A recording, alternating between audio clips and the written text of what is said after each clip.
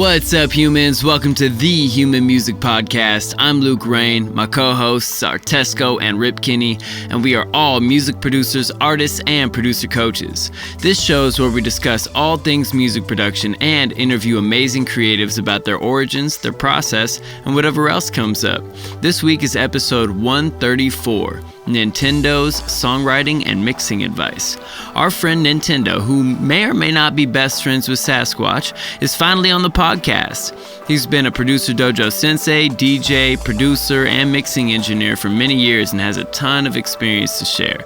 We talk about learning and comparing multiple DAWs, new computer problems, M1 versus Intel chips, plug-in issues, writing music on an MPC, resampling sounds through analog rack effects, the history of the recording process, his best mixing and mastering advice, tips for a successful February album writing month, organizing his sample library by frequency range, and much, much more. You can follow him at Nintendeaux or at Play Nintendeaux.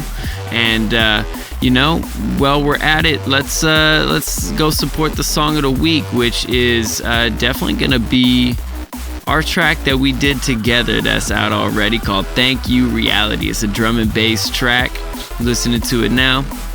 Go support that, links down below, and also go support our sponsors like my Spice It Up Percussion and Foley pack I made with Porch, which has over 2,000 percussion loops and one-shots, along with 50 rack instruments. Dojo TV, where you can get free producer live stream classes from the Dojo Senseis.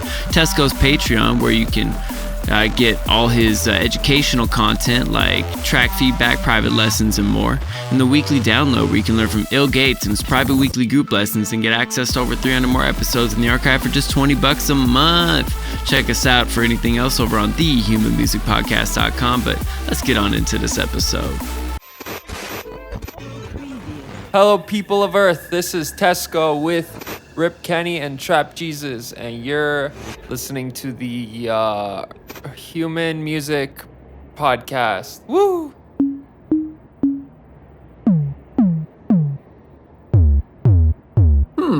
Human Music Podcast. I like it. What's up, humans? Hello. The Human Music Podcast is back in full effect. And I'm really excited because today we have a special guest I haven't got to drop in with for a hot minute. My dude, Nintendeaux, is in the building. Hey. How's it going, everybody? Yeah. Let's go. Man, the myth, the legend himself. All of the above. Woo. Yeah, thanks for joining us today. Elusive like be a good the one. for Sasquatch. Yeah, and deep in the also mountains. possibly in Montana. Yeah. Well, Allegedly. Sasquatch is like from Montana or something like I'm that, pretty right? sure. Like that flies. Somewhere in this quarter of the country. Have you been hanging out with him lately? Is that why we haven't seen you in a minute? Yeah, pretty much. Nice. Actually, so when I lived in Missoula, someone was dressing up in a Sasquatch costume and walking across the highway. I fucking And knew they it. ended up getting hit by a car. Yeah. Oh, plot twist. Holy shit. That just popped right into my head there. Why not? So, anyway, there might not be a Sasquatch anymore, but if that was... But he that was in all along. Montana, so, Yeah. At least we nailed that down. Mhm. They didn't have like a Sasquatch crossing sign or nothing? Yeah, come It on. was like, No. I'm pretty sure it was like Bro. on the interstate, like right outside of Missoula. You got to look both ways before you cross the street. No Yeah, one but it's- escapes that rule. Like, Yeah, you but just how do gotta. we give it to deer, right? We give it to turtles. How do we No, know we the don't- intellect of a Sasquatch? But I mean, the same Look reason most both people will ways still before walk you into watch the traffic street. and not get hit is because you're relying on someone else to pay attention. Yeah, but you're being very ableist by assuming that the Sasquatch would know to look both ways when it's been living in the forest and has no concept of automotive vehicles. No, what I'm saying is that always the driver should try and avoid hitting something, which is generally the case, right? Especially Sasquatches. But deer is a perfect example of one where sometimes it jumps out right in front of you. Those motherfuckers, they got to look both ways too. And if they don't, you may or may not pay the price. And Sasquatch, well, his ticket got punched that day. Welcome back to the Sasquatch Street Crossing podcast. I was planning on adding a clip at the beginning of the Human Bobblehead podcast because I couldn't stop my head from doing this. It's funny because as soon as we got on that, I was like, "Oh, look at that! Already off the rails here." But man, too would far we expect gone. anything else? Yeah, The rails are just there as a suggestion to the train. Yeah, it's like bumper bowling, you know? Yeah. Dude, you can shoot it off from the side. Jake It'll get just to the said, center eventually. Squatch out for oncoming traffic.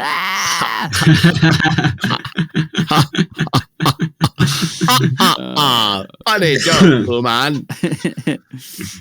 Big up chat. If you're in here, say what's up to Tyson. Drop any questions for the Sasquatch's best friend. And we'll is that on the chat's on Discord, huh? Yeah. Yeah, okay. It's in the I don't Dojo think I TV even Discord. have Discord on my computer. Oh, it's all good. Honestly, it's cool. We'll bring up any questions. We'll just tell you what people said, and then you can just talk about it. Keep it easy for you. Yeah. But yeah, so welcome to the podcast, my dudes. Super dope to have you on. You've been a goal guest for us for a hot minute, and check that off the bucket list here. And I'm excited. Yeah, man. Dude, it's actually been so long. I wasn't sure if you had been on before. Yeah, no, I haven't. I thought it was such a sure thing that you had, and you haven't. Which Tyson, let's get the mic down just a little bit. It's just a little bit hotter than the rest of us. Mic levels. Yes. So let's see, where can I do? I believe I interrupted your introduction, Luke. So you. Oh, it's all good. Shall continue. It's a podcast, man. It's not supposed to be professional or nothing. Let's get a mic chickity check. Actually, maybe Evan up a little bit. Check. Me up? Yeah. Is that better? Yeah, a lot better. Yeah, sounds pretty cool. Good. Beautiful. All right, so the way we usually kick it off with guests is we ask Tyson, Nintendeaux, what is your superhero origin story? How did you become the amazing creative that you are today? Well, I've been like involved in music for so long at this point. When I was in like freshman year of high school, I was going to punk shows and I ended up doing sound at those like throughout high school. Eventually I started a band and we were doing the recordings thing. And I'd have people come over to my house and we would just kind of record in my living room and have jam sessions. And I was using Cakewalk at that point in my life. This is like probably like 2008 or 9 or something. But I ended up getting this. Someone came over and just did this horrendous recording of them like singing over their phone. And I decided to like chop it up and start pitching stuff down, doing the like chopped and screwed kind of course vocals and stuff like that. And that was kind of the first thing that like I did that resembled like what I do now.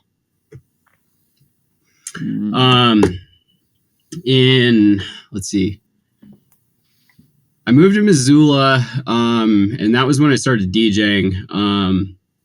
I figured out, I went to my first like electronic show where it just kind of dawned on me. It's like, oh, I have music I can play if I do it this way. Because like before that was always out of reach.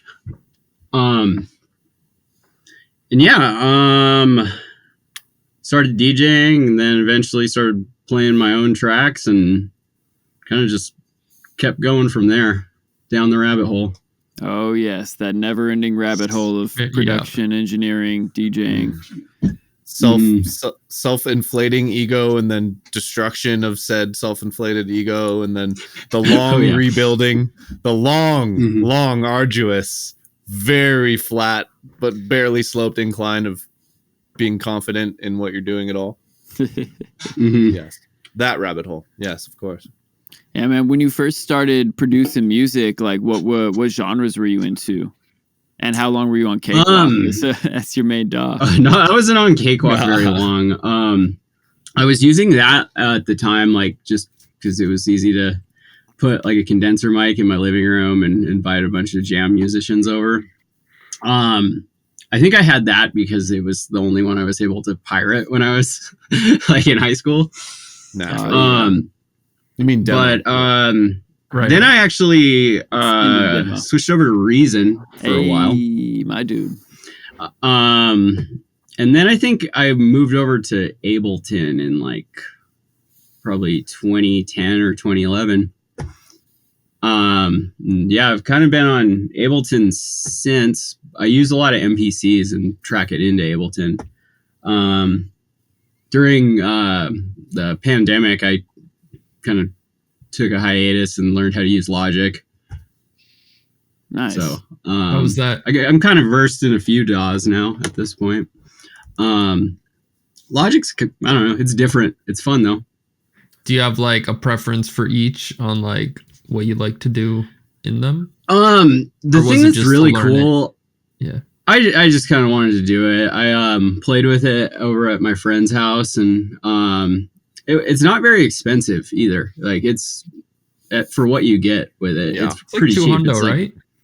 yeah, it's 200, and you know, I've always been in an Apple environment, so it just seemed like a good thing to have. And I wanted to try out, like, you know, doing some mixing and mastering on it, because that's always been something I kind of heard was some people think it's better for mixing and mastering. It's definitely got like, it sounds different. I don't think it's better or worse though. Yeah. How does it sound different, if I may ask?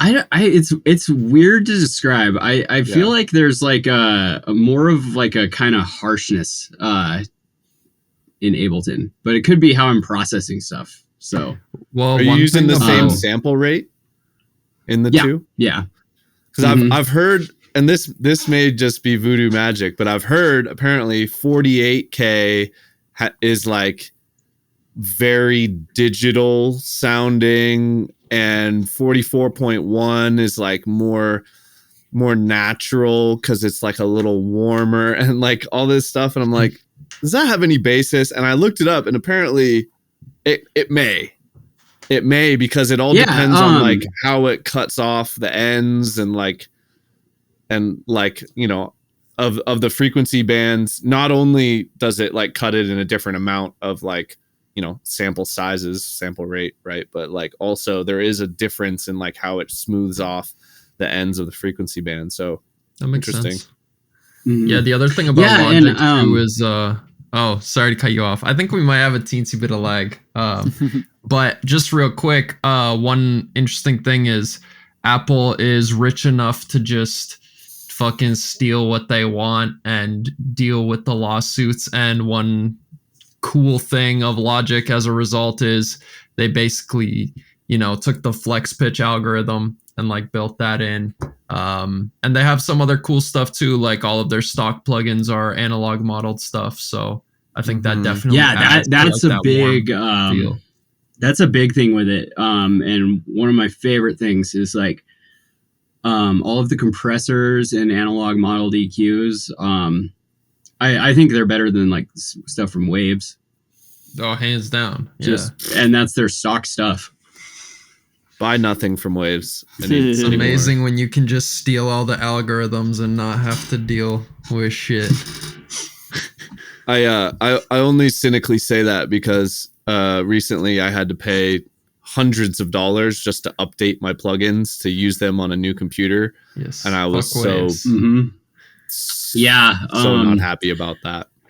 That's become a fee for me too. So when I replaced my laptop, I think it was in 2020, the one I was using for like lessons and all that stuff, and like when we played in Washington and here and stuff, that thing was on its last leg. It barely works. So then I switched to a desktop computer, then a Mac Mini, and that it's great, but I missed the portability, so I now have another laptop too, just so I can bring that around. But anyway, I had to Circle do of life. the circle of paying for stuff constantly. Yeah, the circle of life. Anyway, that's the same. so yeah, now I'm on the Waves like update plan, like in perpetuity, just so they I can fucking have caught you. licenses They on 2 got you? computers.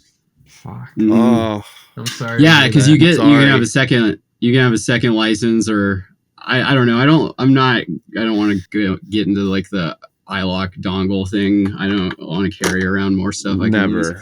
never. Yeah, right. Yeah, down with Waves. Yeah, I ain't got that many things I like that much, anyways. Yo, shout out Arvox though. If it wasn't for Arvox, I'd be out of here. I can't haven't- even lie. It's so funny. I haven't even. I'm a big Starbucks in fan so of long. my favorite Wave stuff is I like R bass. I use that constantly. Do you? What do you use it on? Bass. Kick drums, subs. I've used it on whole mixes a couple times. Really? Yeah, you just have to really, really dial it down. Yeah. But yeah, I know I use that all the time. The H delay is my favorite delay plugin. That one's really good. The whole like H series, the reverb's really good in there too. There's a plugin called NLS Summer. It's like a channel strip preamp plugin, and it's got like an EMI saturation on it. It's got a Neve, and I think an SSL. Sick. So yeah, I use that a lot too. That's just nice for coloring sounds. Sounds handy, yeah. Nice. But down with Waves in general. Yeah, don't hype up any of this stuff enough that I actually need to go on Waves and buy something, because that's gonna really fuck up my head. Gotta wait for a sale. This conversation It's is like probably a your week away. friends telling you their favorite cigarettes, all right? Dude, literally, yeah. Don't buy this shit. Literally. Because the issue is Yeah. you'll buy the plugin for $29, get another free one for free, and then you'll have those two plugins and you'll use it on one project that you really like, and then 2 years from now you'll need to open it Dude, up and you'll if need to they pay $200 to update it. You'll be like, no, they fucking got me again. Dude, Yep. the new shit. Well, doesn't that's the even thing too, work because on like that computers constantly update too. And that was another thing why I had to originally do it too, was because like the plugins I had were no longer like, they wouldn't work with the operating system I had, so I had to go up. Yeah, So, that yeah, they happened get to ya. me too. Yeah, I eventually had to like just stop on my old computer. I just got a Mac Studio. On my old computer, I eventually was like topped out on my OS, and the issue is that build of OS, and like I was still on Ableton 10 because my OS wasn't new enough. And it was so stable though, and I was finishing the album, and I was just like, there's no way I can go through the hassle of updating all of that shit right now. I'm just not going to do it. And then, yeah, I mean, that's kind of, you end up topping out and you need to get a new computer at like 5 to 7 years ish anyways. Did you get an M1? My laptop's an M1 Pro, and then my mini is the last Intel, basically. Have you ran into issues? I was just gonna say, have you run into issues? Sorry, yeah. Have you run into issues with the M1 compatibility on any plugins? Nothing actually. Really? That's back here, but it's crazy because the mini I bought was that was when we were getting stimulus checks, and I was like, oh yeah, I'm just gonna max out a Mac Mini. So I did that, and like it's got like 64 gigs of RAM. It's insane. Damn. And then the like best processor that I could get with it. Yeah. But that M1 Pro, with 16 gigs of RAM, like opens every single project from the mini, like, and runs it exactly the same. I don't see like any lag, latency, CPU stuff. The thing that I noticed that's kind of weird though is like when I like transfer projects, sometimes I have problems with the plugins. But all the plugins work if I start with like, so if I start on the laptop, everything's good. If I start on the mini, everything's good. But when I start like trying to open a project I used on the mini, there's always plugins that don't work. And I think it's just because this has the Intel version, and that's saving those into the project. And so, yeah, I think there's like communication between the like two processor platforms for the VSTs that there's something not working with. Yeah. But like, if I stick to one machine, it everything is all good. Yeah, the only reason I bring it up is because it might be beneficial for some people listening to know. At least I was going to see if you had any other issues with it, but for me, it's like a bunch of the guitar amps that I use, including Neural DSP Archetype Tim Henson, which is like an expensive guitar amp that I use all the time, isn't ported to M1, so I need to open Ableton and Rosetta. And for those that don't know, Rosetta is essentially just Apple's workaround to run an Intel only app on their chip. And that means additional instability. And what I have found is that when one of those plugins crashes, and like the entirety of my production career working in Ableton, it is like rock solid on recovering crashes, right? Like you open it back up and it's like basically where you left off. Unless you were working in like Serum adjusting parameters, like it might not have saved them, but like for the most part, everything is there. Now, when it crashes from one of those non-M1 plugins in Rosetta, like it will have to revert back to the last time I hit save, which might have been 2 hours ago. You know, it's not like I'm not saving for 8 hours. Have you ever checked manually? Because it should be, it should be in your temporary data folder. No. Okay, so good point. I have recovered the crash manually following the steps and like moving the files to the other folder and renaming them or whatever. And it'll open back up and I'll have the opportunity to reload it and it'll crash on opening it and then tell me you can't, it ain't gonna work. You got to revert to the last save. And that has fucked me. It tells you that? Yeah, it has fucked me twice in like a big way. You know, like the classic, like you're getting some steam going. You just finally figured out the thing that's going to make the song work. And then it crashes. And then that last 2 hours, which of the 20 you've spent working on the song has been the most productive, all that shit's gone. And like, once you've done it, you can recreate it decent, right? But like, it just really takes the wind out of your sails. And it's not the same. So it's like, just be forewarned. Hopefully you can migrate all your stuff to just M1 native if you get an M1 Mac, but it has been a pain in my ass. So yeah, one of the things like that, so I usually start everything on an MPC. And I've got like that there, but when this crashes, everything's gone. Everything's gone.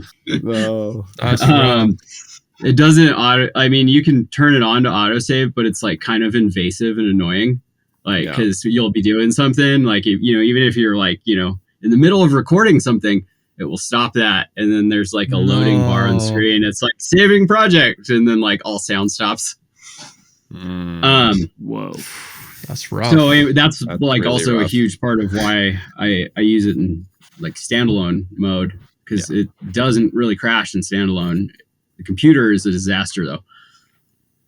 Huh. And it always has been. I'm curious. So how long have you been like diving more into like controllers and stuff? Because as far as I remember, you've been pretty like hands-on with like the performance aspect of music. Have you always been writing with like with the MPC or something of that sort? Or like, is that something that's kind of you're diving into more and more? Right now what I'm doing is like I'm doing FAWM right now, and I've been trying to actually just do everything in the MPCs. Like as much of the mix as possible. Actually one of them is just done entirely in the MPC that I posted. So I try to do the mix on that, and then I just feed the like mix into Ableton into a mastering chain. So you do like minimal producing, not producing per se, but post-processing, editing, all that shit in arrangement view. You just kind of like record it in and use that as so I've been trying to like whatever, keep the like mouse clicking and stuff to as like minimal as I possibly can, and I have for a while. Let's see. When did Push 2 come out? Like, I remember I bought the MPC Touch, and like I had a Push 1 at that point, and like 2 days after I bought the MPC Touch, like pre-ordered it, Push 2 came out. I was just like, are you kidding me? So, but anyway, then I stuck with the Touch, and yeah, I just kind of dove into that. I have a lot of fun doing it. It's just like a different way of working. It's like kind of like as if you were like making a whole song in Ableton's drum rack. Yeah, I feel like really more than anything, just find the shit that you like to use and then just dive in headfirst to that and like forget anything else exists. Like it is way too easy to get lost in a sea of, oh, this could be better, and you just miss out on all the nuggets that are right in front of you with the shit that you already have if you don't just like, use it a lot and learn to love it and learn to love what it can't do as well, right? Like how it forces you to work a little differently and come up with different solutions for stuff, and it, like that'll just end up kind of bleeding into what you do creatively, right? And sometimes that and I like it. It's faster at some things, it's slower at other things, like painfully slow at some things. Like if you want to like do like a reverse reverberizer, like you're sitting down for 5 minutes. Like I struggle to fucking take the time to do that. Even when I know I need to do it, I just like put it off because it's just one of those things is going to take more than 5 seconds. You're like, I gotta fucking do this, and then I gotta find the right reverb and the right size and the right tone. Then I gotta fucking bounce that, and then these that darn ain't millennials right. and their instant gratification, right?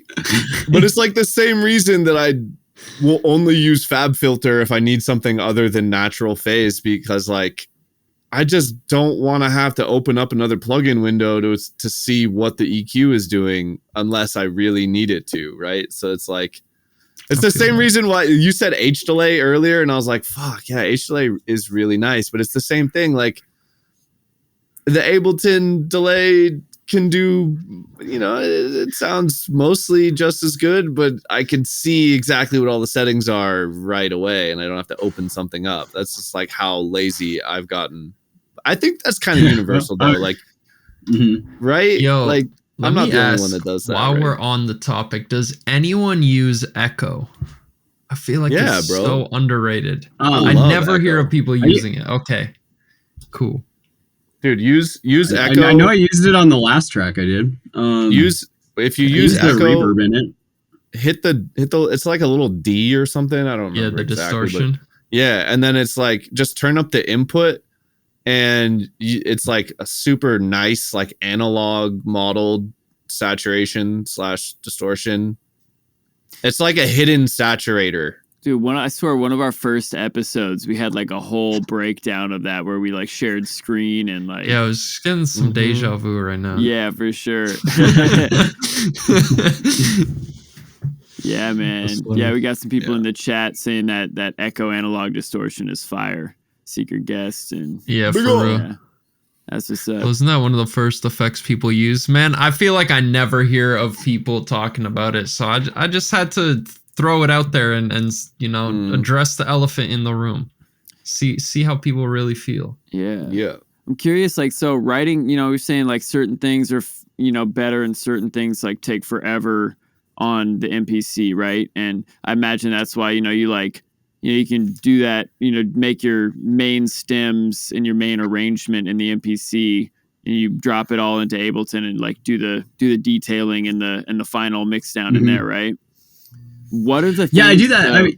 I'll go for it. I do that. I've been trying to kind of do other things too with it.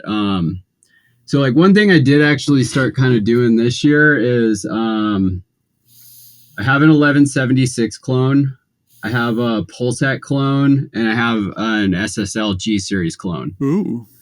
Like in a modular or like in a rack? In a rack. What's the clone? And so I'm using that kind of in conjunction with a mixer. And I just kind of route stuff through the sends and I can send it back in. So I've been doing a lot more mixing just with that in the MPC, where I'll just resample it back in, because I can almost do that in real time. It's kind of like, doing resampling in Ableton. Yeah. But it would be like, if like instead of just throwing a bunch of tracks on or a bunch of effects on a track and, using that for your processing, it would be like if you had to track it back into it to get them to stick. What's the clone? For the SSL clone? Yeah, and like the 1176. Is it like a DIY thing or is it a company? The SSL clone I have is the Warm Audio Bus Comp. And it's glue compressor. It's awesome. The one thing that's different about it is it has a high pass for internal side chaining, and then it has a transformers button, so it's like sending it in hot to get the like saturation from it. Okay. And then the other ones I have are both by Clark Technic, which is a Behringer company. Oh, is it the it's like CLA 500 or something like that? So the 1176 is called the 76 KT, and then the Pultec is the EQP-KT, and they're cheap, like $300 range, and I got I got one of them like full price, and I got the other off Reverb, so nice. Save some money on that. Okay. Interesting. So definitely good to know about. Yeah. So yeah. Oh yeah. I mean, I haven't used like a real like 1176 or Pultec, but I think it sounds great, and it's great for how I use it. Yeah, anything analog really like just adds so much magic to it. I'm sure even that compressor would like be an analog or a digital emulation of the 76. Mm-hmm. Oh yeah, and I have so many of those. Yeah, that's sick. I'm definitely gonna have to look into this. Yeah, so you're rocking the gear, and you're running the MP3, resampling that through. I'm curious, like, compared to being in a DAW, like you said, clicking the mouse, like, what are the parts of that workflow that like work for you best? Like that, why you really committed to writing in the MPC? It's kind of fun the way I've been doing this, because like I push the chair out of here, and I'm just kind of up here spinning around in circles. And it's like just aren't we all being in a one-man band a lot of the time. So I don't know if that's like just like satisfying something internally in me, or I'm like getting exercise while I'm doing it. But yeah, it's fun to work that way, and then it helps me kind of separate the like create phase from the like sit down and revise. Mm-hmm. Yeah, that makes sense. Yeah. Do you ever have tracks where you like go more nitty gritty in the DAW, or have you just kind of like moved away from that? I do a little bit of both. So like when I first started using the MPCs, I'd make like 8-bar loop, like 8-bar super loop, and then put all that into Ableton, and then just duplicate it out and work that way, just by deleting stuff. And then what's really kind of cool with these things is how like quick and easy it is to mute stuff. And like you could, just make all the parts to your song and have it be an 8-bar loop, and then just let it loop forever and just unmute stuff. And you can record that in and get a whole song out of just muting and unmuting. And so you can kind of perform it live in that sense.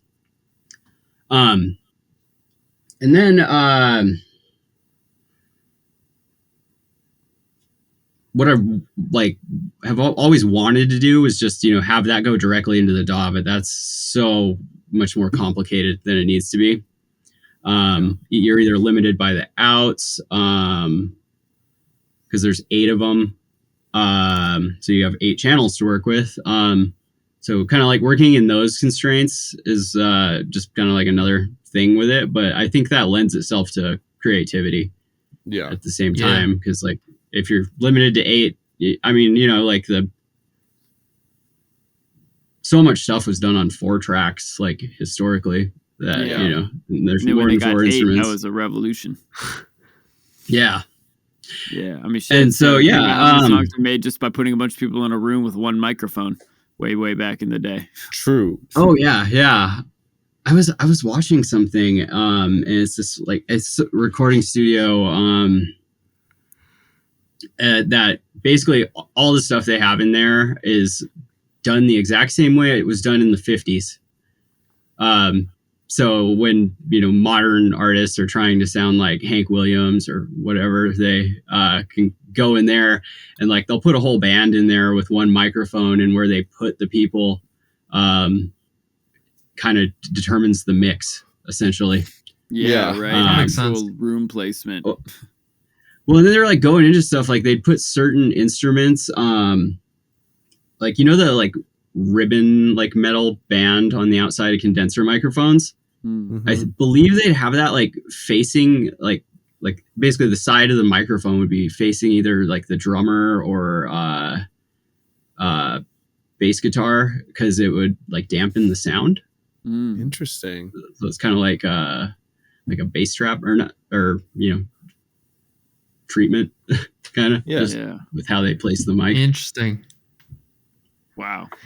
Such a trip to think of how many right ways and best practices we've gone through as musicians, recording, engineering, producing, ever since things started getting recorded. It's there's always music that was just in the world. And then just now we've got this technology to record it and get it back to people in a new way. And that's just the way that's evolved over the years is such a trip to think about. Yeah. It's not even that old, man. It really blew my mind to think that, recording technology, I don't even know how old this shit is, to be honest. I mean, 80-ish years. I mean, I think the very first rudimentary recording stuff is late 1800s. So maybe 150 years ago max. That's getting really scratchy, shitty recordings on a wax cylinder. And you'd play it back on the phonograph that's got the speaker, which is just the big metal loopy horn. Cone thing. Yeah, the horn. So from there was still a huge ass period where production and producers wouldn't do anything besides record. Yeah. And just totally. Export or whatever the hell the equivalent was. Export to fucking 2 kilobytes per second. I mean, it was recorded to tape. Real tape, man. True. But it kind of blew my mind to think about one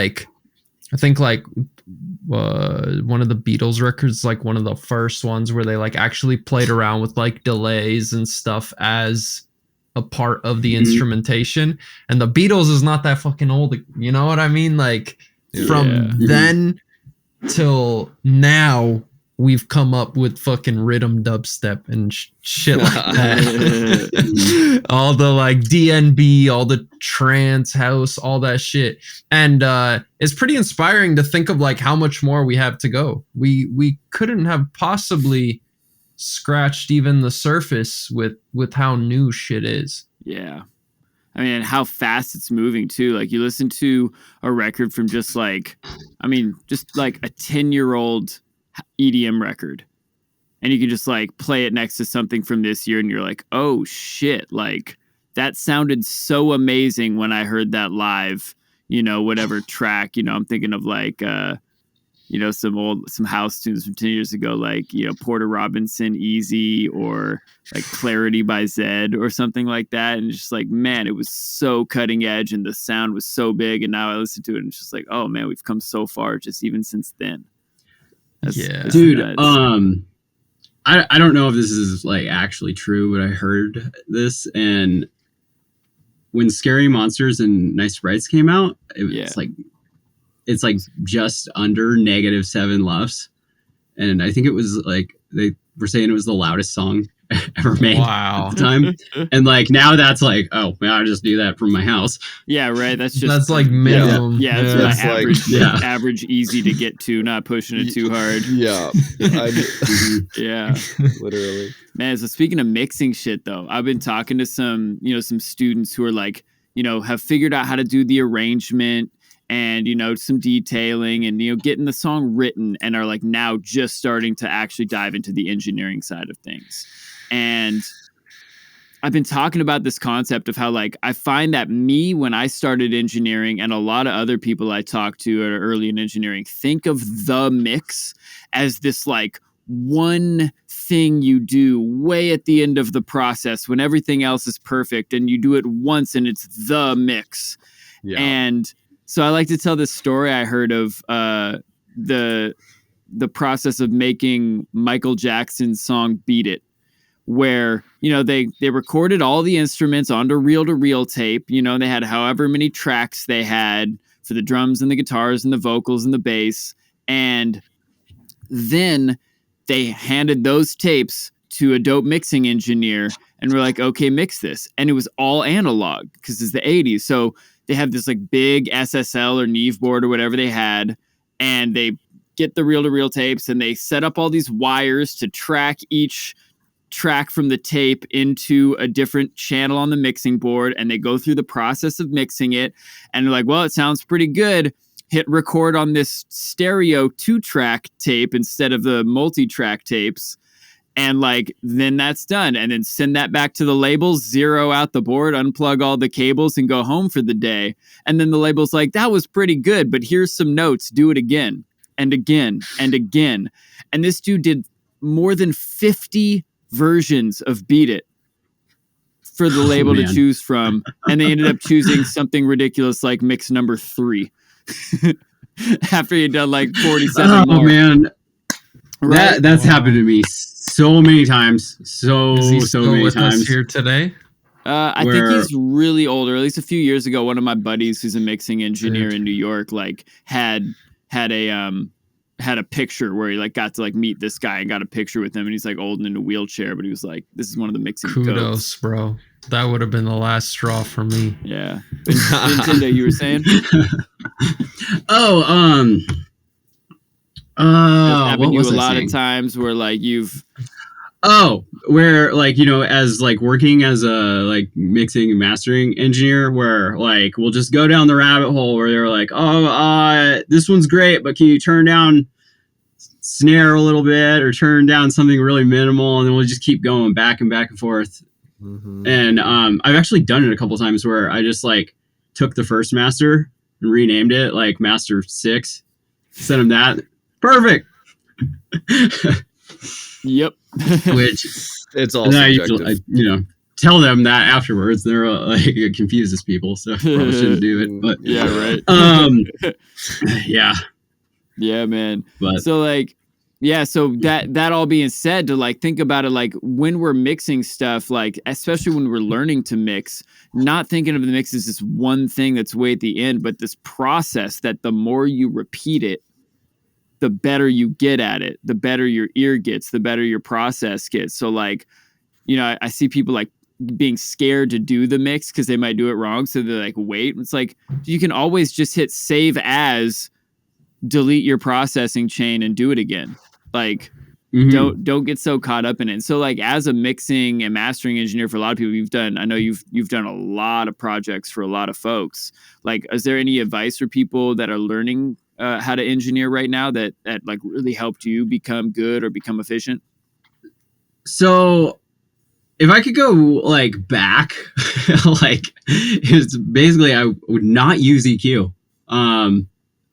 Like I have so many old songs that are really cool, but it's just like the mix on them is just harsh, like hurts your ears, get weird frequencies just from the EQs. And like the one thing that I like wish I would have discovered earlier is the pink noise trick. Like, because I use the Credlin Audio Pink plugin like while I'm producing or doing a mix. And I kind of use it as like a gain staging hack. Like I don't necessarily even follow the pink noise, you know, that closely all the time. But what's cool with it is like, you know, if you pink noise something, set it, and then you put a bunch of compressors or whatever on it, you can just, you know, pink noise it again afterwards, and it's exactly the same volume. Whoa. Interesting. What is this plugin? It like does it shape it to a pink noise profile? It's you put it on your master, and then I key map the on off to the little squiggly key next to the one. The tilde. It's right there, really. Yeah, the tilde. And then you just go through your, you know, solo stuff and turn it up, turn it down to the pink noise until it's the same perceived volume. Okay, so this just generates a stream of noise. Yeah, and you just throw it on. I throw it on the master. And I've even started doing it. I do it in the MPCs too. I just on the first track in a project, I just throw a blank program in there. And I have like a 30-second pink noise sample in there that I can just, you know, play a pad against and kind of dial the volume close enough. So that, like, doing stuff like that, just like as you go, I think really kind of just speeds the process up. Because, you know, the other thing with mixing as you go, like the sounds change as you do it. So if you're doing it at the end, just in one like bulk thing, you know, it might totally change how the interplay between the sounds are if you're, you know, going crazy with like effects. So yeah, like with a lot of that stuff, I kind of try to like get it in the actual production, because, you know, you might not keep the sound, or it might become something totally different. And yeah, there's definitely a difference between like using certain effects to like shape the sound and use it kind of in a sound designy way, where it's like you want it to fit in a specific part of the mix, or you want to give it more movement or texture or whatever, versus like going in and doing the really like narrow kind of surgical kind of, you know, cuts and like stuff like that, which I think is more suited towards the end. But I definitely agree with you there. And I'm curious, do you have any like go-tos that you've been liking to use to like give sounds a bit more like spice or movement? So I really like the chorus, the Juno one in the Arturia collection. I use that constantly lately. It's just a really good chorus, simple, just like one of those ones with the 3 buttons, the 1, 2, and the manual. And then like depth and speed. It just sounds really good though. So that's good for like making stuff move around. Other than that, I use a lot of different saturators for all kinds of stuff. As far as like creative ones, I think my favorite is probably Decapitator, the Sound Toys one. Dude, I gotta use that more. I forget about that one. I have it. Yeah, it's Yeah. awesome. Like you can get some really cool sounds out of it because it has the high pass and low pass, and then when you mix that with the dry wet, you just like you can isolate frequencies and do a lot of the same stuff that like Saturn does, just with a little different interface. Yeah, I like Decapitator. It's got like the 5 different like saturation modes in it that have letters that I don't know what they mean. It's not A B C D. It's exactly. like A E T R F or whatever the fuck it is. Yeah. But, the Waves one's kind of like that too, except it's named after the owner of the console they modeled there, so they don't correlate with the actual like what it is. Yeah, I think I think there's like API, Neve, EMI, probably SSL in Decapitator. I don't know what they are either, but I just kind of go through and test them all out. Yeah. I think you're spot on with that. That's one of those ones that like every Black Friday I'm like, should I buy this? And then like end up wasting my money on something from Waves. Welcome back to the Anti-Waves Human Podcast. You fucked me, Waves. I'm gonna keep talking shit about you. I'm not gonna stop. Yeah, and I'm with him. I paid good money for this shit. You can't take it away from me. That just is wrong. You're probably gonna be mad because when I updated my computer, I like downloaded Waves Central. I don't want to hear. Downloaded the old ass versions of my plugins. Oh man, and they just worked, and I don't know why. It might be the fact that I'm not on an M1 Mac. I'm on a PC, so they're just like, whatever, it works wherever it works. You know what? I'm happy for you, but sometimes it hurts to hear people live out your dreams. So it's complicated. You mad, bro? I'm curious. Yeah, a little. Yes. I'm curious, Tyson. What kind of artists have been inspiring you lately in terms of like, one, who you're listening to, and two, if it's different producers and other artists? So I've kind of been on like a kick lately with like, I guess it would be like, I'm not really even sure what genre it is, but it's like sample based house, like stuff like Model Man. I've been into that. Kind of like went down like a Fortet rabbit hole a little bit. Like stuff like Ross from Friends. I've been really into that kind of stuff lately. Man, like drawing inspiration from that. I have to check that out. Yeah, it's like housey, but like made with like really textured kind of vinyl-y sounds and instruments. So kind of like almost like a lo-fi hip hop sample chop style, but on a house beat instead. Yeah. Lit. Yeah, that sounds great. That sounds amazing. I would be into that. Yeah. I guess like maybe lo-fi house. Lo-fi I've house. heard that term thrown around. Yeah. Like okay. That's what's up. One thing I was curious about, you mentioned that you're doing FAWM right now, which for anybody that doesn't know out there, that's February album writing month, where the goal is to write 14 tracks in 28 days. And I've got a lot of students, I bet a lot of our listeners on our podcasts are either like doing FAWM, maybe doing it for the first time, maybe another shot at it, or maybe like considering it, but it sounds intimidating. So I'm curious, like, what makes FAWM work for you? Like, what are some tricks you've learned over the years of doing it that like makes it possible to bang out that many songs in that amount of time? I like the freedom of it, because like you cannot go into it with the mentality of these are going to be perfect. Like you don't do that with it. Like you grab whatever sample you need at the time and just put it in and move on. And my favorite thing with it so far has been I just go in directions I not normally do when I'm like consciously trying to make like the decision, you know, when I have unlimited time. Like I will sit there and be like, I need a different vocal sample. Vocal samples are always the thing I've dwell on too much. Makes sense. Like this year at FAWM, like, you know, the first track I posted, it's just like, it's got just rip like Lloyd Banks acapella in it, which I would never like normally like select, but it's just like, hey, this works, so on with it. Yeah, using what you have, making fast decisions, not expecting perfection. What else? And yeah, so I like that about it, and like just kind of the freedom of like not being like, oh, I have to get the mix perfect, I have to get the master perfect. It's just kind of like no one cares how your mix sounds on there. They're on there like, you know, checking out new music, because the whole idea behind it is it's supposed to be demos. Yeah.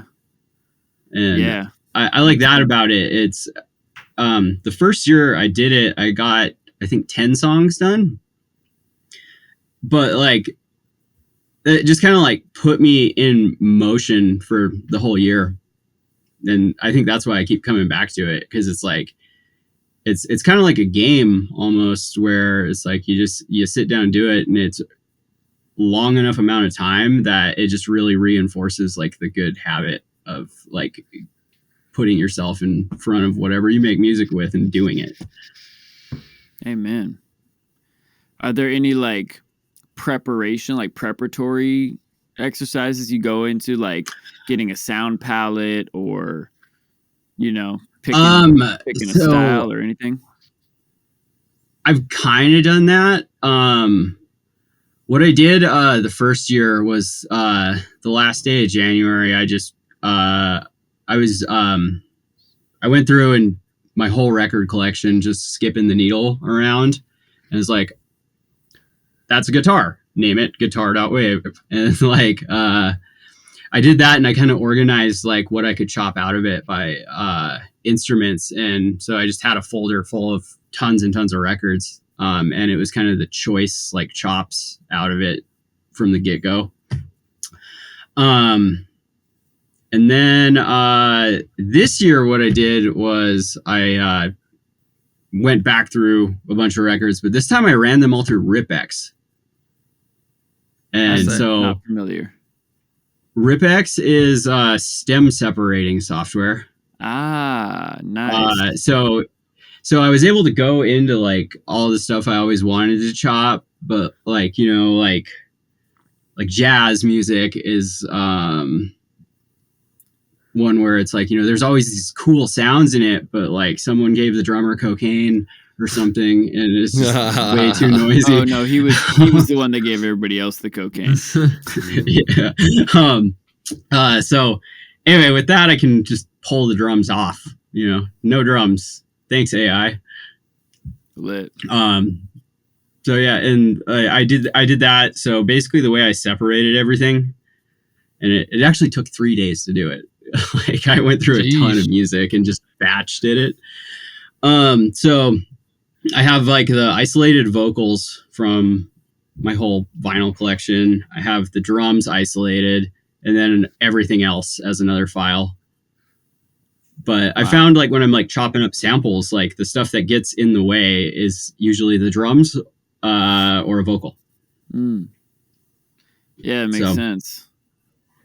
Yeah, other than that, like having those multiple instrument textures at the same time sometimes like really adds to the vibrancy of the sample, because it gives us this really cool set of textures in one chop, as opposed to having something really clean that like takes away from the low and then chopness. Another thing I did is I kind of I took all those and I started a new music library based on like what it sorted all that into. So now I have like my old sample library on the hard drive, which just has like everything organized by like drums, like spice, stuff to chop, all that stuff. But then with this library, I have everything. I have drums, and then everything is frequency ranges. So like if the thing that I would chop out of it is like a guitar or a pad or something low sounding, I do mid-low. That's where I put that in that folder. Then I have like mid-high and then high frequency sounds. And so then I just kind of go through it by frequency range. So yeah, and I just kind of do it by ear, pick where the sounds are kind of going. And anyway, so then That's a trip, dude. a lot of tracks I've been like trying to like think in terms of like the lanes on the mixer. So it's like there's the drums, and then I've found I've gotten better mixes on like a board if it's by frequency range, if I'm like basically busing stuff to the same channel. Yeah. I love that too, because like as a concept, it helps you think of the composition of what you're writing like a lot more clearly. I think where a lot of people fuck up, and you know, myself included, is like you find a cool sound, and then you have like a nice like other sound that like, you know, you like as well and should work melodically or whatever, but just like the frequencies just don't really stack up in a way that makes it viable. And so if you're only like using stuff that could slot into that frequency range like easily, then you're going to end up just making way less work for yourself. Yeah. And it's really good for like doing timer beats, like thinking about it that way. Because you can kind of go like, it's like, the singer in the band, like there's going to be one instrument that's in the front of the mix and then everything in the background. And that's kind of like, you know, the mid low is going to be the one that like sits back more. And then the mid high will sit forward more. And then like something like a lead or a solo or something would be the high frequency sound. And then there's bass and drums. Yeah. Very interesting. I've never heard of somebody doing it or organizing their library in that way. I've heard of like people talking about similar kind of stuff in terms of like mixing and like conceptualizing your own sound and stuff like that. But I've never heard of anybody talk about it in an organization way, and that makes so much sense. It works really well. I was kind of just, you know, I set it up that way initially, just kind of like as a, well, let's see what happens if this works, and it's worked great. So I like that. yeah, especially with like where I'm kind of still digging with the stuff. Like it's broader. I still discover stuff when I'm going through that folder and like picking out tracks. I don't like know everything that's in there. Yeah. So yeah, it's a pretty fun way to work that way. It's just kind of like collaging, almost. Yeah, especially with the samples, I could see that working like really well. Because when you take a step back, you don't even really care what the individual elements are per se. As long as you fill out the mix, you're good. And I love that approach, because you can like get such unorthodox combinations of like. Well, yeah, not every track needs hi-hats or this or that, you know, like it gives you those opportunities to like pull back on doing the generic thing. And it kind of sets you up for like cool accidents to happen too, just because, you know, like maybe another sound will creep in there and they'll take it a totally different way. Yeah, that's true. Like sometimes even in like anything, like a sound that is embedded like way underneath everything else will just like spark your subconscious to think of a thing that could or should be there that like isn't even really there, but there's just like some overlapping frequencies in like one range, and it like hits your brain as a note, even though if you listen back, you're like, that's not actually even there, but it just like materializes into an idea. Yeah, I know. It's like if you don't like finish that idea, like in that session you're doing it, when you go back, the sound's just totally gone the next day. Yeah, totally. Yeah, those happy accidents and ghost moments. It's like, yeah, I feel you like so certain like leading tones and the progression will somehow like generate the melody in your brain. Yeah. All or you get like mild schizophrenia almost, and you can like just hear the shit. It's like just like phantom sounds kind of hypnotizing you. For real, yeah. Yeah.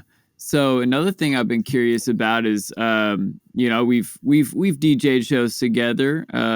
Me, Nintendeaux, Rip Kenny, and Shoes did a tour in 2019. So the last DJing I got to do before the pandemic.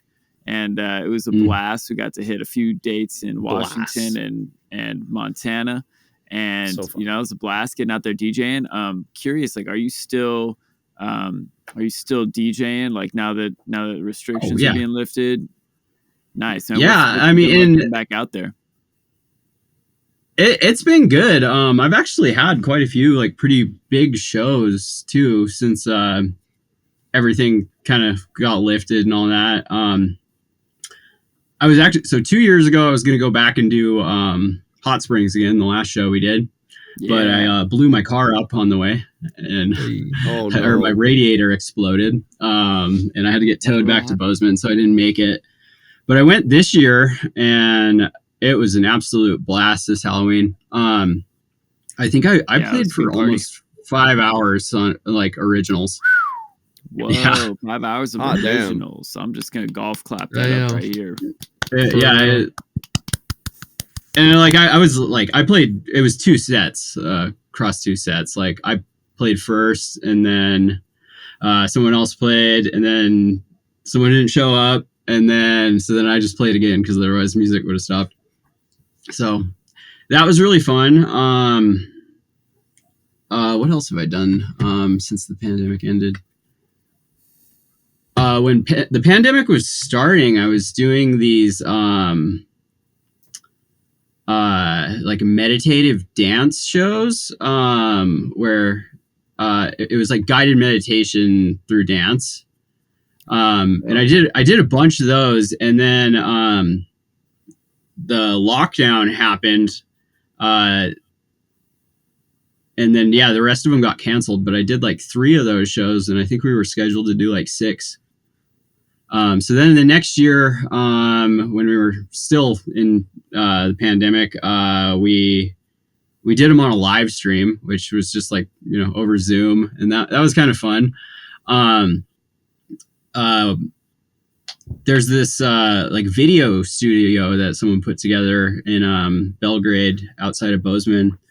And they'd have all the bands that played at like the filler come in and do live stream shows on there. And so we did that, the like makeup meditative dance shows just on Zoom through that. And that was kind of cool because we actually hooked that up to a screen too, so we could see the gallery view like while I was playing music, and You see everybody Brian dancing. Yeah, you gotta like, see the crowd. Are they? yeah, vibing? so yeah, we had a bunch of people in there, and that was really cool. And they were just dancing in their living rooms. Lit. Hell yeah. In August, I got open for the Polish ambassador. No way. So that was an awesome show. I had a lot of fun at that. You're the perfect opener for that. Like, It worked so well, and God, his set was just unreal. really? I've kind of got like the trifecta of like artists in that vein under my belt, because I've opened for Thriftworks, Random Rab, and the Polish ambassador now. Hey, that's what's up. But yeah, every single one of those shows was a lot of fun. Man, dope. Yo, I'm curious about these like these meditation dance events. That definitely sounds like something up my alley. I've been DJing a lot of ecstatic dances lately. It's like that. And it was this guy Bryant that was here in Bozeman. He went to Burning Man and saw one of the ecstatic dance like things there, and then he's from New York and went back there and kind of formed a group there doing it, and then he moved to Montana and started doing it here. So yeah, it's like the tenets of dance, and yeah, it's kind of like a guided meditation where you're dancing. Is there somebody speaking over the music at times? Yeah, and just kind of like telling you like, you know, how to like get loose and like how you should be like moving your body, and like where you should be focusing on, like where you should be loose and where you should be tight and that kind of stuff. Wow. Yeah, it's a cool concept. Really help people. Yeah, those were a lot of fun, and it kind of just like hit me at like the right time in life, because right before the pandemic started, like January 2020, I stopped drinking then. One of the times I quit. Yeah. So I quit then, and that gave me something to do that was like not in a bar, but still like doing music. Yeah. So that kind of really kind of helped. It helped acclimate me to like being in front of people without like having alcohol. Dude, yeah, that's actually one of the big things I love about ecstatic dance is that it's like an opportunity to have a full-on dope-ass dance party without having to be around a bunch of drunk people when I'm not trying to drink. Mm-hmm. And like, yeah, actually, so since I quit drinking this time, I've still kind of like gone into bars and stuff too, and I just drink water now. And God, it's entertaining for sure. Yeah, like drunk people are just yell. They yell so much. yeah, it's a loud environment. A lot of spilled drinks on the floor that gets all sticky. A lot of excitement. Yeah, it's also fun too, just because like when you're in a bar sober, like everyone just assumes you're drinking, so like people just assume you're drunk too. So there's not really any questions asked. So, dude, I just watched Superbad the other night. Dude, I was thinking about watching that yesterday, man. Dude, at the end when he's like, no, Jules, you're drunk. You're drinking. You had a party. Like you're drunk. No. And it's like exactly that. She's like, no, I'm not. Like exactly. Well, just assume you're drunk. You're at a party. Like no one thinks any different. Yeah. Yeah, it's like classic. Whenever someone says super bad, it just like immediately goes to the end of it when they're shooting the cop car and like Mick Love is just like, break yourself, fool. Break. Oh man, what a classic. Dude, for real. Oh, amazing movie. Yeah, man. Anything else we want to touch on? Any other burning questions? We got anything in the chat? I haven't seen any burning questions over there just yet. Give them a second. And, real quick while we're waiting for that, Evan, Tesco, you got anything? Man, I just want to hear about what you have coming up. Yeah. And which sounds like FAWM. But as far as any exciting projects outside of that, I'm all in. Right now, I think so I was trying to get an EP or small album done in January, and then I kind of like hinged it on a couple collabs I wanted to add to it. So I'm still kind of waiting on that. So I'm gonna do FAWM first, and I think with FAWM, when it's all done, I might kind of just go through and clean up any really blatantly illegal samples I got in it. Just put it out there. Good idea. Yeah.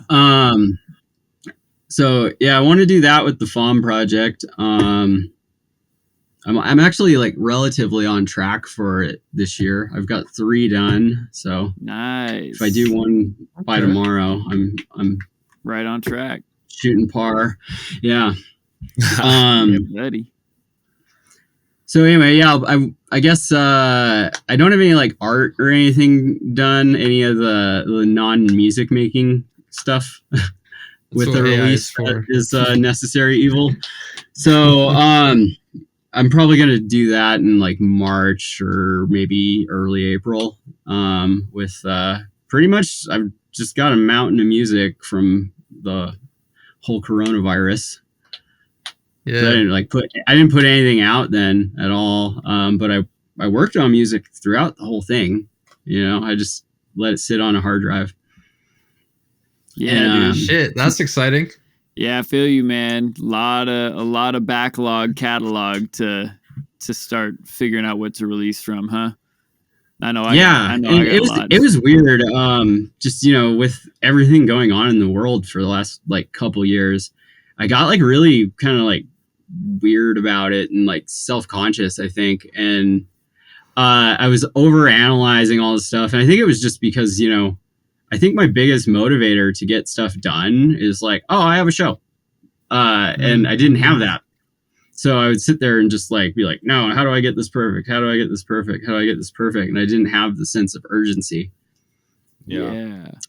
Dude, that sense of urgency from an external deadline. I was talking to a friend about that the other day, how it's like when it's just my own deadline that I arbitrarily set for myself, like I want to finish this song by Friday. It's like, but Friday comes and it's still not perfect, and you're like, nah, fuck it, next Friday. Let me sit on it for a while, and it's so easy to push back those internal deadlines if we even bother making them up. But when it's an external deadline, like, that show's coming, and I want to play this out. It needs to be playable by that date. You know, it's happening. Yeah, you have no idea how many nights before a show I was like, oh well. I get to the show and it's like, I've been up for 24 hours because I stayed up finishing new songs. Hope you like all these mixes. I tweaked too much. Here we go. I did that before I drove to Seattle and we played at the substation. Yeah. Like I was running on like 48 hours awake by the time we got to that show. I remember that. Lord. Yeah, you motherfucker. Man, that was so crazy. I was like building crates, from my studio the night before I was supposed to leave, and something happened on the computer, like not like a flash drive or anything, but like my entire like music collection just disappeared from Rekordbox. And so then I went, I had to go onto the external, all the tracks were on, and just like go through and regrid everything in Rekordbox. And I was doing it until like literally I had to get in the car and leave. Yeah, and then you woke up screaming, right? And it was just a bad dream. You were telling us about this. You were telling us about this in the green room of Substation, and I was like, I can't even conceptualize how fucked up that would be. Yeah. And I'm pretty sure you just like drank 5-hour energies and had 25 hours of energy, right? Like that's how that works. Yeah. And then you died. Yeah, man. Oh, I remember you being like, man, fuck it. I'm just going to like set a cue point at the beginning of each song as I pull it up and whatever, man, I'll make it work. And you did, man. You nailed it. Still yeah, that's something like, I think just because, I've DJ, like, I don't know. I don't have a problem with starting stuff at the beginning and just, using track search or just spinning the jog wheel over and over again to get to where I need to go. Shit. I'm like, the grid has to be right. Past that, I'll figure it out. I love having my hotkeys set up so much. I love that I can pull up a track that I may not have played in a year, but I put my cue points on it in a way I understand, and I can just glance at the track and be like, okay, I understand the structure of this track. That's where the breakdown is. That's 8 bars before the breakdown during the drop, so I can like have some pre-roll to mix in, and then just decide based on what the waveform looks like where I'm gonna blend in from the previous track. Like it's so nice. But you could totally do it without all that. It's really nice. When I was DJing with Ableton, I was like just hardcore about that. Every single track, it was the first cue point was from the beginning. Second cue point, where the drums come in. Third cue point was after the first drop, like bridge or breakdown, whatever it is. And then the last one was I think I actually usually did the outro, and I had it loop in case I needed to like, oh shit.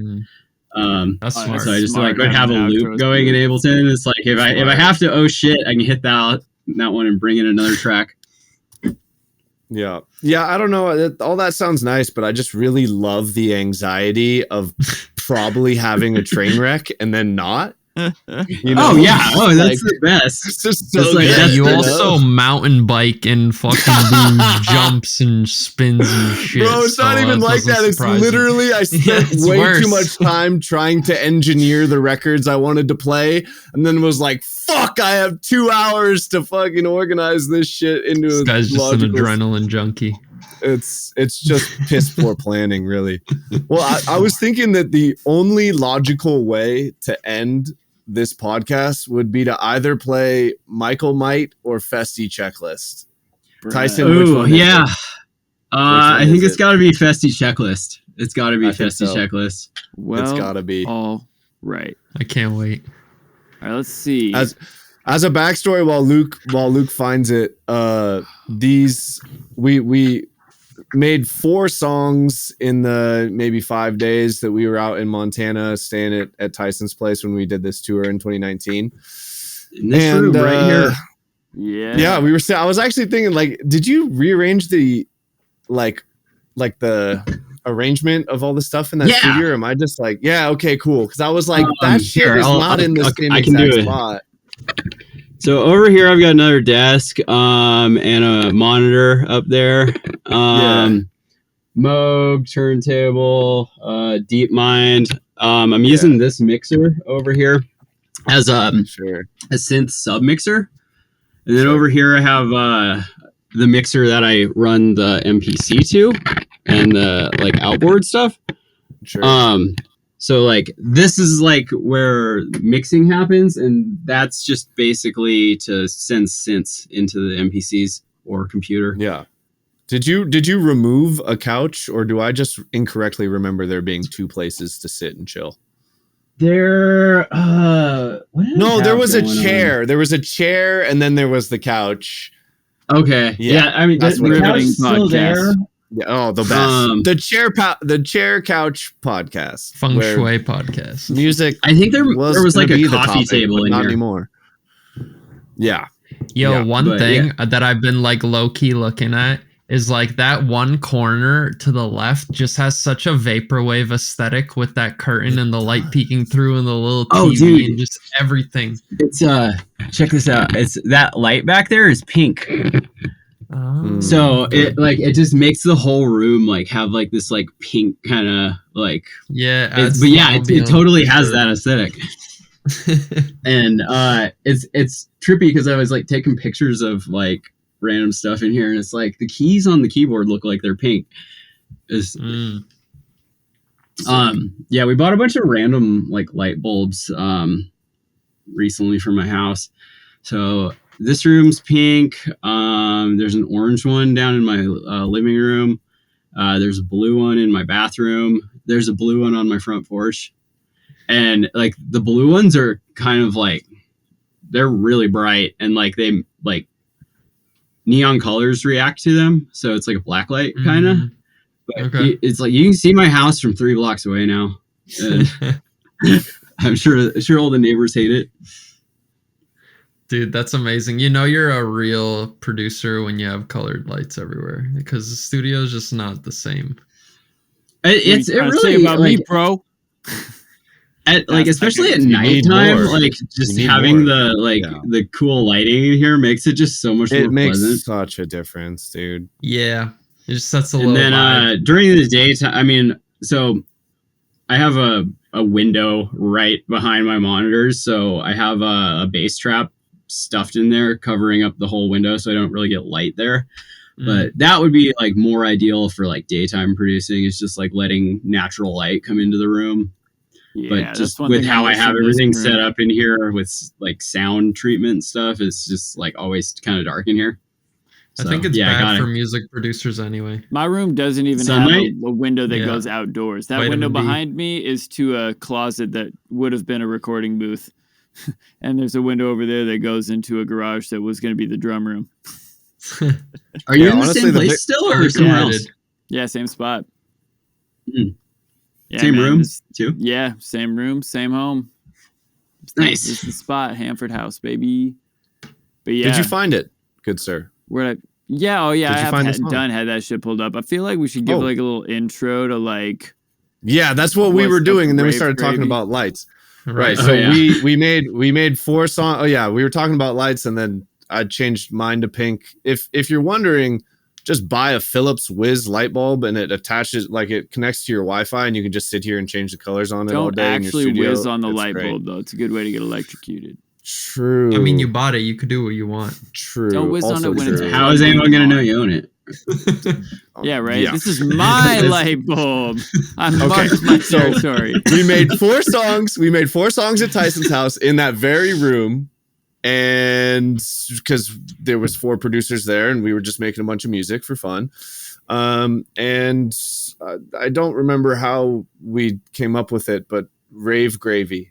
was the Oh name. man, we had the whiteboard in the corner was like full of possible names for it. And we're going through all these different things, and we were like trying to say like, man, we're gonna be like making different genres and like blending shit together. And the word gravy came up, and it was good gravy for a second, but then that's like Good Gravy, that is like a bluegrass band, of course, because why wouldn't Good Gravy be a bluegrass band? And then somehow we landed on Rave Gravy, and we're like, oh shit, not even has like the AA Rave Gravy. It's like perfect. And we looked that up, and nobody was that. And we found, and then we looked on Urban Dictionary, and it turns out Rave Gravy is that like mix of spilled beer and broken glow stick goo that sticks your feet to the floor at the rave.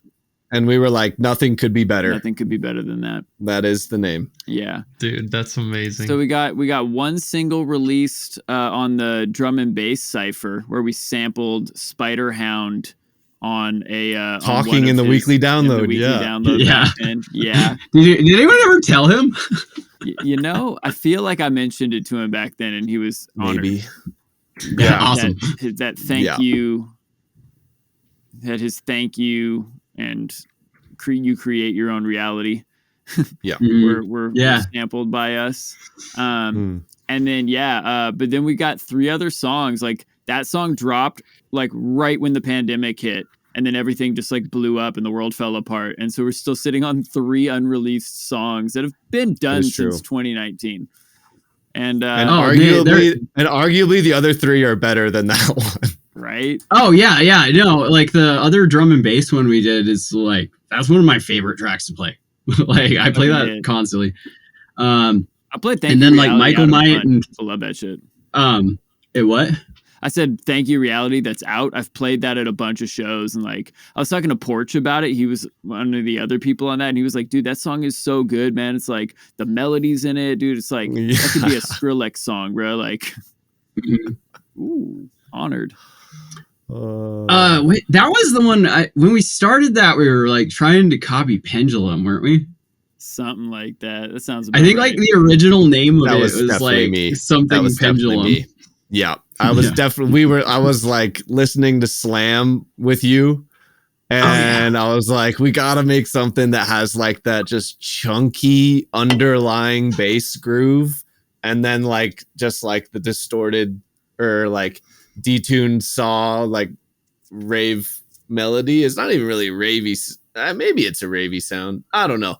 But that was kind of like the genesis for what we were trying to do, and I think we got pretty close. Yeah, we got another D&B tune and 2 house tracks just fucking sitting here. Thanks for sending me those the other day, Tyson, by the way. It was really fun for sure. listening to them again. And dude, I play them out like fairly frequently. I was talking to Luke about that, and like it's like I play that, and then I usually have this Christmas song I like to play like situated with them too. Yeah. Makes sense. So run it, Luke. This is festival checklist, which is I was gonna wait until we picked one. oh yes, I got them all sitting right here, but I hope this works for all the audio for the live stream and for the and for the shit. Fair warning for the 3 of us, not Luke. Don't talk at all because the mad echo. Thank you for remembering that.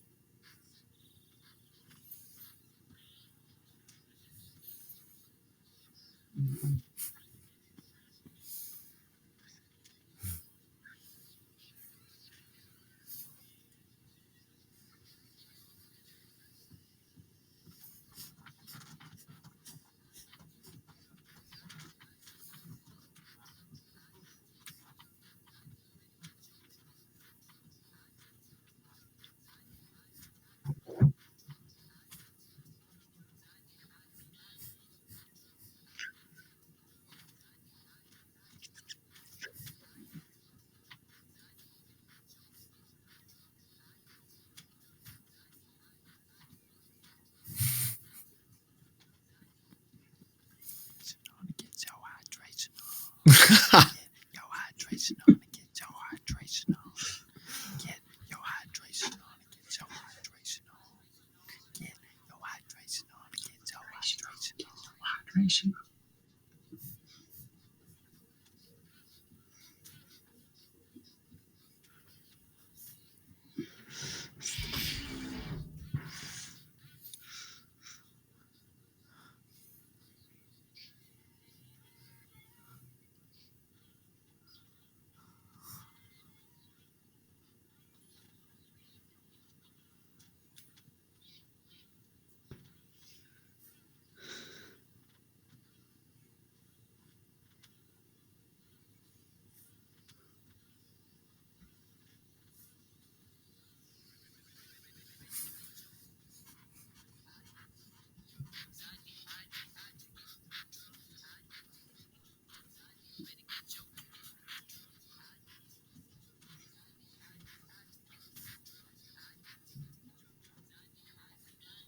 Skip it a rip.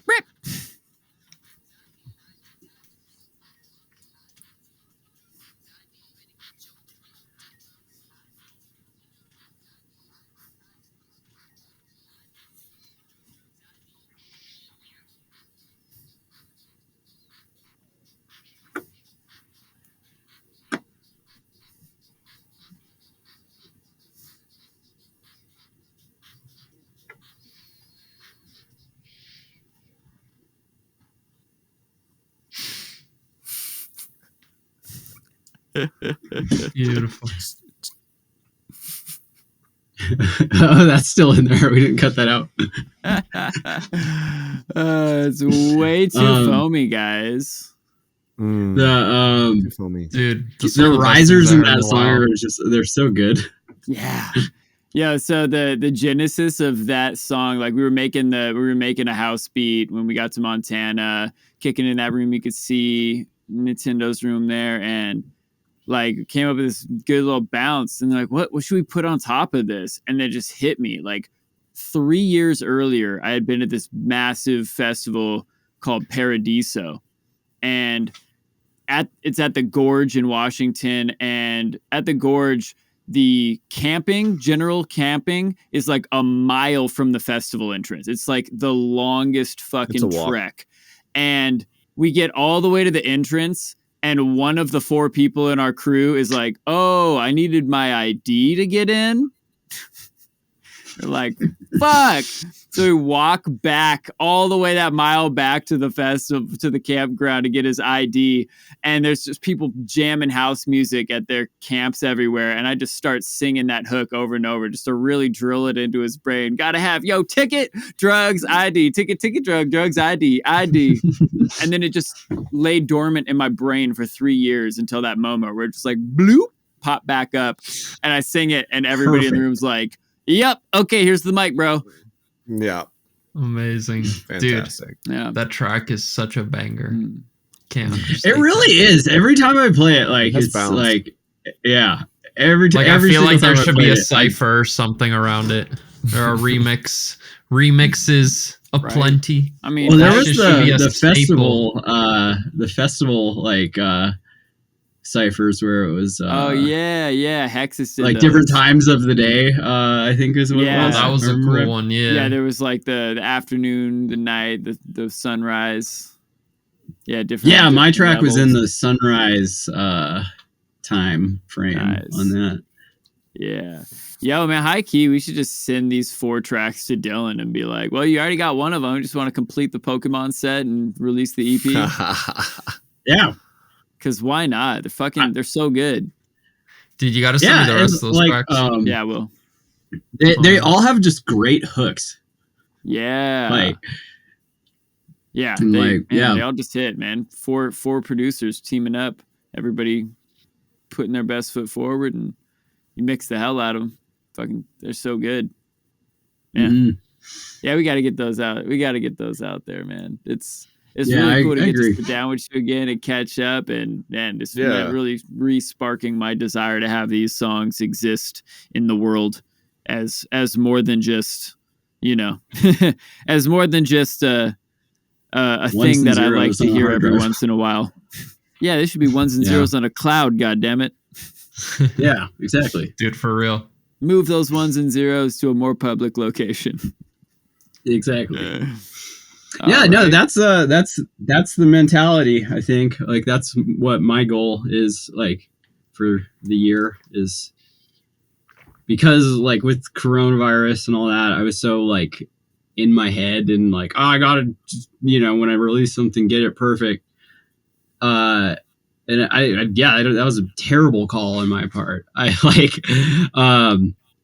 gonna try to like get back to my old mentality where I was like treating tracks as like a picture of a point in my life, Yeah. like using it as a reminder of like where I was at that point. And so, I think I'm just gonna dump everything onto the internet. Might as well, right? Man, I've been thinking about that. Like, I've got so much stuff. It's not doing anything for me sitting at home.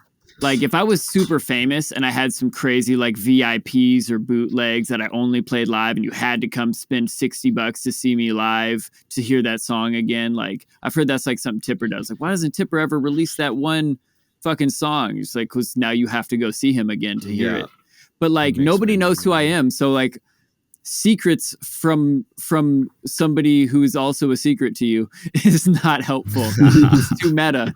Like, true. I would think I've got all these cool like mashups and remixes that I've been sitting on for like a year and a half, and I play them live and I love playing them live. But like, if I just like put them out there and like sent them to all those YouTube and SoundCloud channels that just like repost other people's shit, like then I would have all these opportunities for people to be like, that's a cool mashup. Who made that? Oh, that guy, Luke Rain, whoever he is. And just like get my name out there, right? And then also on that perfection tip, one of those mashups that I was just tweaking the mix for is a mashup of Muramasa's Lotus Eater, if y'all know that one. And it's got big 808s and a flute lead. It's a hot track, and it's from like 9 years ago. And then I put an acapella from Post Malone's Better Now on top of it. And like it goes off when I play it out. It's really dope. But I wanted to like reference it against the original. So I was like, listen to the original. I was like, wait, I've never listened to this Muramasa album, even though I really like him as an artist. And it's from 2014. Like this is when he was like just getting going. So yesterday I listened to that whole album and it's really cool. His style is really present, like the way he makes sounds and all that. But it's like there's mix elements and like the way he does his transitions and stuff on a lot of the songs that are really imperfect, but they still have millions of plays each.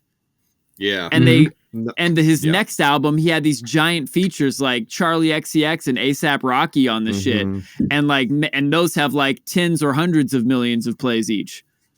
And it's like, man, like if he hadn't just put out that album and been like, this is me, this is my weird new sound, then nobody would have caught on. Most fans don't know the difference between a great mix and a decent mix. And like, especially if you sit down and listen to a whole album, like that's going to be cohesive, even if it doesn't sound like anything else out there. Like, true. So yeah, exactly.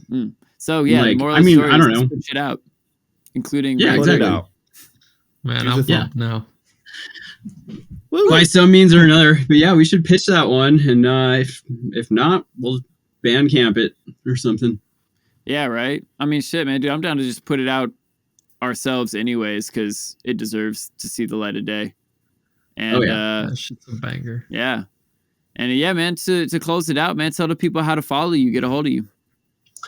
Okay, it's like to be cyber stalked. Wait, what? Where do you like to be cyber stalked? So Facebook / Nintendeaux, NINTENDEAUX. And then it's at Nintendeaux on everything except Instagram and Twitter. Those are Play Nintendeaux. Follow it up. Do it. Yeah. Yeah, that's what's if you do, up, I man. will appreciate it and love you forever. Forever. Hear that? Hear Free that? love, people. Claim your free love. Get it. Get it now. Get it now before the coupon expires. Woo. Yeah. Well, all righty, right. All supplies last. Thank y'all so much for listening, humans. Thank you so much for being here, Nintendo. Really appreciate you. Yeah, dude. Big up, chat, but Thanks I need for to having me. say it. Big up. Thank you. There we go. Coming up. Yeah. Oh my gosh. What a good episode. Really appreciate. And yeah, till next time, we say peace. Everybody give them a peace. And a peace among worlds. I like it. All right, humans, thank you so much for being with us. Appreciate you as always. Make sure to like, subscribe, share this, rate and review it. It really helps us a lot. Make sure to send this, if anything that helps you, man, send a favorite episode to a producer friend. And yeah, get more people listening. Appreciate y'all for that. Make sure to bump that song of the week. That's Rave Gravy, Thank You Reality. Rave Gravy is the super group that consists of me, Rip Kenny, Shoes, and Nintendeaux. And we got one single out from a while back, right at the start of the pandemic. We talked about it in the episode, you remember. And make sure while you're down there, go support our sponsors too, like Spice It Up Percussion and Foley Pack. It has over 2,000 percussion loops and one-shots from your boy Luke Rain and Porch, and 50 rack instruments, so you can really spice up your drum loops. And then Dojo TV, where you can get free producer live stream classes from the Dojo Senseis. Yup. You could even catch us out there doing our live stream every other week. Get in the chat with us. It's all free. Tesco's Patreon, where you can get access to his educational materials, track feedback, private lessons, and more.